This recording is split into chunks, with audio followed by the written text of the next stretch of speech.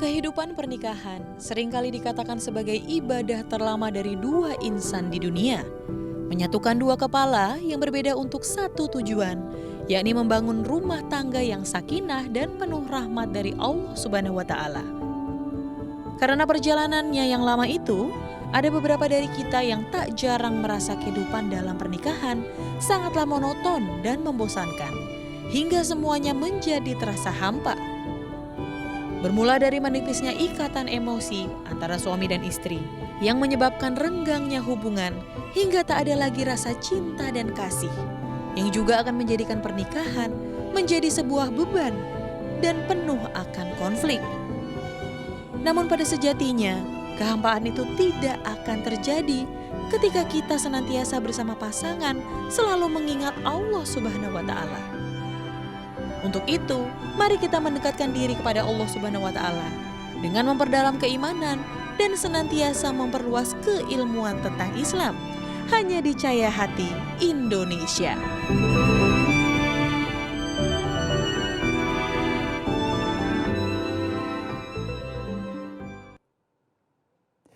Kembali ke Cahaya Hati Indonesia, ya Allah, Masya Allah ya. Memang ini jadi tema yang insya Allah mewakili teman-teman di rumah semuanya ya. Kita akan bahas tentang ketika pernikahan terasa hampa. Bersama guru kita yang dimuliakan Allah Subhanahu wa Ta'ala, Al-Ustadz Aswan Faisal. Guru sehat. Sehat, alhamdulillah. Masya Allah, face shieldnya gak ada masalah guru ya? Alhamdulillah, tinggal diselipin dari bawah. Baik, guru, gak ada yang namanya orang menikah pengen ujung-ujungnya hampa. Iya, betul. Nah, kadang-kadang terkondisikan hampa atau tertempa badai jadi hampa. Iya. Atau banyak sekali godaan akhirnya jadi hampa. Ya Allah guru, mohon ilmunya sehingga akhirnya pernikahan kita semuanya tidak hampa guru. Amin, amin ya rabbal alamin. Baik, terima kasih. Bismillahirrahmanirrahim. Assalamualaikum warahmatullahi wabarakatuh. Assalamualaikum warahmatullahi wabarakatuh. Alhamdulillah. Alhamdulillahilladzi khalaqana min nafsin wahidah. Ashhadu an la ilaha illallah wahdah. Wa ashhadu anna sayyidana wa nabiyyana Muhammadan abduhu wa rasuluh la nabiyya ba'dah. Allahumma salli wa sallim wa karim wa barik ala sayyidina Muhammadin wa ala ali wa ashabih wa dhurriyyatih wa man ittaba'a sunnatah amma ba'du. Bang Ali yang dirahmati Allah, Amin ya Allah. Dan juga wabil khusus kepada seluruh pemirsa Cahaya Hati yang insya Allah semuanya akan menjadi sakinah, mawaddah, warahmah. Amin ya Allah. Tema kita pada kesempatan ini adalah ketika pernikahan menjadi hampa. Atau dalam bahasa orang sebelah sana, pernikahan hambar. Masakan seenak apapun bahannya, apalah artinya itu masakan. Semahal apapun kita beli bahan-bahannya, tapi kalau hambar apa enaknya? Gak ada rasa. Benar guru. Begitu juga yang tadi Abang Ali sebutkan tentang hampa. Apalah artinya sebuah ruang hampa? Nggak ada apa-apa di dalamnya. Nah, para pakar pernikahan menyebutkan bahwa yang dimaksud dengan pernikahan hampa itu adalah mereka-mereka yang mulai kekurangan atau kehilangan emosional antara suami dan istri. Dari situ tergerus cinta. Kemudian mulailah mereka saling menyalahkan satu dengan yang lain. Selain itu, ada sedikit masalah saja dapat menjadi percikan yang sangat besar. Dan efek yang paling akan membuat lebih hambar dan lebih hampa itu adalah hilangnya komunikasi. Pergi kantor, pulang jam 12 malam. Padahal di kantor juga jam 12 malam ngapain? Atau sang istri lebih banyak di luar. Atau yang lebih fatal lagi, anak pun ikut-ikutan seperti rumah menjadi neraka. Saya pernah menjumpai sebuah pernikahan ketika selesai syuting pada sebuah acara. Tiba-tiba saya didatangi oleh seseorang. Ustadz, saya mau tanya, saya sudah 4 tahun satu atap tapi seperti orang asing dengan suami saya sendiri. 4 tahun. Nah, dari semua yang saya sampaikan di awal tadi, sungguh mestinya kejadian itu membawa hikmah yang terbaik buat kita. Buat semua yang ada di sini, buat pemirsa semua.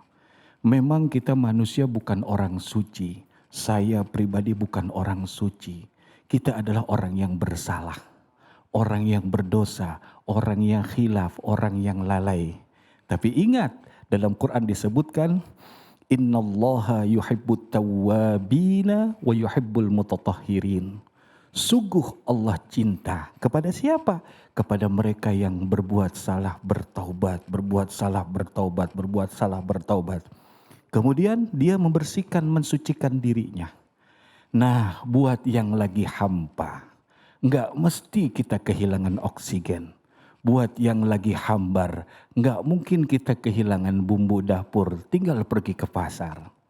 Karena itu, kalau kita kembali kepada tujuan pernikahan adalah yang sama, kita tahu litaskunu ilaiha wa ja'ala bainakum mawaddatan warahmah. Litaskunu itu adalah sakinah dalam bahasa singkatnya. Namun bila ditafsir atau diperdalam lagi tentang maksud litaskunu ini mempunyai efek syariat. Maksudnya begini, litaskunu itu adalah engkau tinggal bersamanya. Engkau tinggal di dalamnya dalam keadaan tenang, damai. Kenapa bisa damai dan tenang? Dikarenakan seorang suami menjalani fungsinya. Waktu sholat dia perintahkan keluarganya. Kemudian sang suami senang untuk melaksanakan sholat malam. Selalu bermunajat kepada Allah. Ibarat orang yang menaiki bahtera rumah tangga. Yang enggak tahu di sana akan tertimpa badai, petir, bahkan gelombang besar yang menghantam bahtera pernikahan. Pertanyaannya, apakah seluruh kru yang ada di dalam, bahkan nahkodanya siap untuk menghadapi itu semua? Pasti akan ada gejolak, pasti akan ada permasalahan di depan. Namun dalam hal ini kita selaku seorang laki-laki dalam Quran, ar-rijal qawwamuna 'alan nisa. Laki-laki itu mestinya lebih kuat, kuat dengan makna tanda kutip. Kuat secara mental, kuat secara spiritual, kuat secara logika, akal, kuat semacam-macamnya. Bahkan secara penghidupan dan pendapatan. Namun bila kita melakukan hal-hal tersebut tanpa mengindahkan dari dalam diri kita, maka ini akan mengalami kegagalan juga. Jadi pesan pertama dari ulama adalah kuatkan mentalmu. Dalam lagu Indonesia Raya, bangunlah jiwanya, bangunlah badannya. Jadi bukan badan dulu, jiwanya dulu. Karena itu seorang laki-laki adalah kepala dalam rumah tangga. Jadi buat para ibu mestinya mah santai di rumah. Urusan ngepel suami. Urusan masak suami, gendong anak suami. Bebenah suami, nyuci baju suami, nyapu suami. Lah kan kepala rumah tangga. Jadi ini dalam syariat ulama kita begitu. Itu adalah tanggung jawab suami. Jadi ibu-ibu mestinya santai. Gak perlu masak. Gak perlu gendong anak. Terus ada ibu yang kritis positif nanya. Kemudian tugas kami apa Ustadz? Karena seorang istri ingin berbakti kepada suaminya. Maka dia ambil tugas itu. Itulah indahnya rumah tangga. Jadi poin pertama buat kita. Bila kita menghadapi gejolak dalam rumah tangga. Tolong yang pertama adalah kembali kepada Quran dan Sunnah baginda Nabi besar Muhammad. Dengarkan pesan-pesan ulama. Kemudian dengarkan kisah orang-orang saleh terdahulu. Ingat, para nabi terdahulu pun pernah diuji oleh istrinya, oleh anaknya Nabi Allah Nuh. Ingat, para nabi dan orang-orang saleh terdahulu pun pernah diganggu rumah tangganya. Tapi beliau tetap berjalan di atas jalan Allah. Ini yang paling indah dalam sebuah perjalanan rumah tangga. Jadi bukan hal yang baru. Bukan hal yang baru. Mungkin kita pernah dengar kisah Asiyah binti Muzahim. Beliau orang yang sabar atas perilaku buruk suaminya. Beliau enggak baper. Beliau enggak gampang frustasi. Enggak gampang curhat keluar. Ngejelek-jelekin suaminya. Enggak. Asiyah binti Muzahim ini seorang wanita salihah yang sabar. Tahu enggak siapa suaminya? Fir'aun. Jadi buat para istri, kalau suaminya belum sejahat Fir'aun, malu sama Siti Asiyah binti Muzahim. Nah, kemudian ada lagi orang-orang yang diuji oleh istrinya. Dan ini Masya Allah merupakan tantangan buat kita. Jadi bila engkau mengalami hal ini, gejolak dalam rumah tangga sehingga terasa hambar, terasa hampa, segera kembali kepada aturan Allah. Ingat bahwa pernikahan adalah takdir. Padahal istrimu lahir di ujung negeri sana, tapi kenapa bisa berjodoh denganmu? Padahal suamimu datang dari belahan lautan samudra di sebelah sana. Tapi kenapa kok berjodoh denganmu? Ini pasti ada rahasia yang indah dari Allah. Nah, jangan baper. Ya, kata syariat Quran, jangan baper. Fabima rahmatim minallah lintalahum. Kata Allah dalam surah Al-Imran, dengan rahmat Allah engkau saling berlembah lembut. Jadi suami harus lemah lembut dengan istrinya, jangan gampang baper. Harus pintar ngerayu, istrinya cemberut, gosok. Udahlah Neng, masa abang gitu aja Neng langsung marah. Nih beli emas 2 kilo. Air gula cair. Air. Nah, selain itu yang harus kita lakukan dan persiapkan diri bila mengalami gejolak dan gelombang dalam rumah tangga. Lakukanlah komunikasi. Bila terlalu kuat batu karang yang ada dalam hati pasangan kita, minta orang ketiga untuk bantu membicarakan. Tapi dengan catatan, 2 orang yang bermasalah ini hatinya harus dilembutkan, perbanyak istighfar kepada Allah. Lihat anak-anak, lihat harta yang kita kumpulkan, lihat perjalanan sekian puluh tahun. Memang kalau sudah berpisah karena emosi, apakah itu akan menyelesaikan masalah juga? Belum tentu. Coba perhatikan, kalau kita lihat data dari kantor urusan agama, ratusan ribu yang sedang antri untuk mendapatkan jatah persidangan cerai. Kebanyakan istri yang meminta cerai, bahkan datanya ada juga dari suami yang mentalak cerai. Tapi dari proses itu ada yang digugurkan, ada yang ditolak, ada yang diterima. Nah, selain itu juga kepada pasangan suami istri, jangan segan. Untuk apa? Untuk datang ke majelis-majelis ilmu. Agar apa? Agar suami istri bisa saling menasehati. Wa tawassaw bil haqq wa tawassaw bis sabr. Sekarang begini.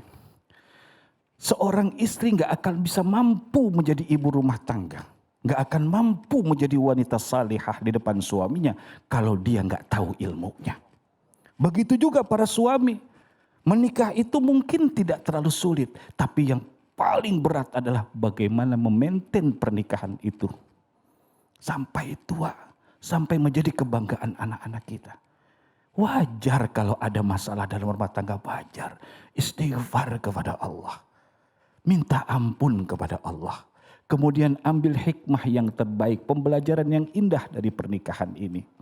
Sehingga apa? Bila satu kali na'udzubillahi min dzalik menimpa anak keluarga kita, kita bisa menjadi penengah yang baik. Nah, selain itu juga jangan mudah mendengarkan orang-orang yang memberikan nasihat kepada kita. Kenapa?